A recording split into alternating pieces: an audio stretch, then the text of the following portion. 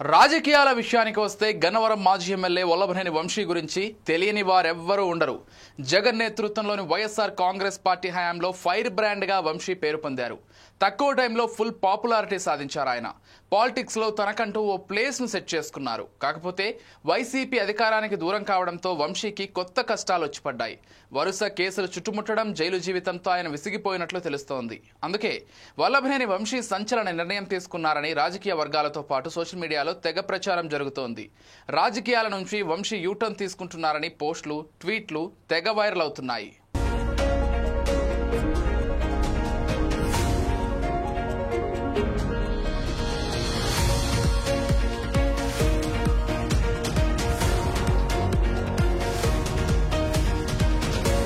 Vijayawada jail నుంచి వచ్చాక Vamsi mind set మొత్తం మారిపోయినట్లు ఆయన సన్నిహితులు చర్చించుకుంటున్నారు. వంశీ ఎవ్వరితోనూ ఎక్కువగా ఇంటరాక్ట్ అవ్వడం లేదు.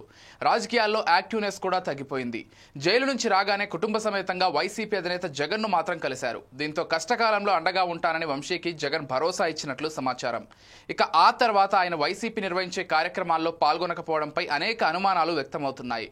హెల్త్ కండిషన్ బాలేదా, లేక రాజకీయాలకు గుడ్ బై చెప్పాలనే నిర్ణయానికి వచ్చారా అనేది వంశీ ఫ్రెండ్స్, సన్నిహితులు కూడా చెప్పడం లేదు. అలాగే ఆయన మౌనం వెనుక మర్మం ఏంటనే విషయం సైతం బయటకు రావడం లేదు.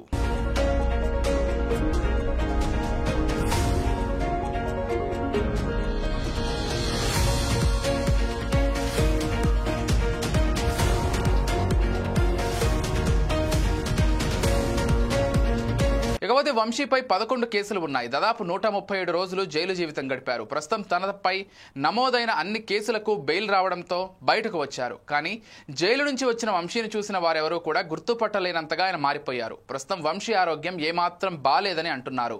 ఊపిరితిత్తుల ఇన్ఫెక్షన్తో పాటు ఆయన జైల్లో చాలా ఇబ్బందులు పడ్డారు.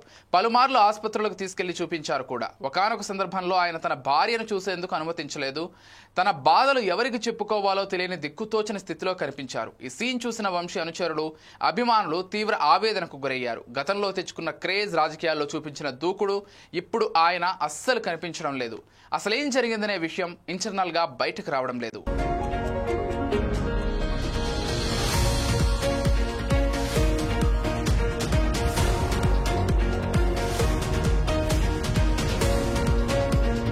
ప్రస్తుతం వంశీ హైదరాబాద్ లో రెస్ట్ తీసుకుంటున్నారు. ఇంకా లివర్ సంబంధిత ఇన్ఫెక్షన్ తగ్గలేదనే తెలుస్తోంది. ఆయనకు ఎవరు ఫోన్ చేసినా లిఫ్ట్ చేయడం లేదు. సన్నిహితులకు మాత్రమే టచ్ లో వస్తున్నారట. ప్రస్తుత ఆరోగ్య పరిస్థితుల దృష్ట్యా రాజకీయాలకు కొంతకాలం గ్యాప్ తీసుకుంటారని ఆయన సన్నిహితులు చెబుతున్నారు. అందుకే వైసీపీ నిర్వహించే ఏ కార్యక్రమంలోనూ ఆయన పార్టిసిపేట్ చేయడం లేదు. ఇక కుటుంబ సభ్యులు కూడా పాలిటిక్స్ వద్దు, వ్యాపారమే ముద్దు అని చెబుతున్నట్లు ప్రచారం జరుగుతోంది. ప్రస్తుత రాజకీయ పరిస్థితులు, ఆర్థిక ఇబ్బందులను బేరీజు వేసుకుని కొన్నాళ్ళు సైలెంట్ గా ఉంటేనే బెటర్ అనే అభిప్రాయానికి వల్లభనేని వంశీ వచ్చినట్లు సమాచారం.